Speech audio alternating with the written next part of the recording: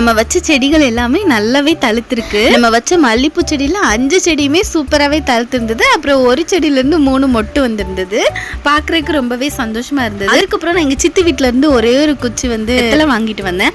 அது தழுக்குமா தழுக்காதான்னு பார்த்துட்டு இருந்தேன். ஆனால் அதுவே சூப்பராக தழுத்திருந்தது. பக்கத்தில் இருக்க குட்டி செடி வந்து தம்பி அந்த ஹேங் பண்ண பிளான்ட்ல இருந்து பிடிச்சி இழுத்துட்டான். அதையும் நட்டி வச்சேன். அதுவும் நல்லாவே தழுத்திருக்கு. மணி பிளான்ட்டும் சூப்பராக வளர்ந்துருக்கு. நான் முதல்ல குட்டியா ஒரு ஹனி பாட்டில்ல 2 குச்சி வச்சிருந்தேன். 2 தொட்டியில வச்சிருக்கேன். அதுல ஒரு தொட்டியில உள்ளது ரொம்பவே நல்லா அழகா வளர்ந்து நிக்குது.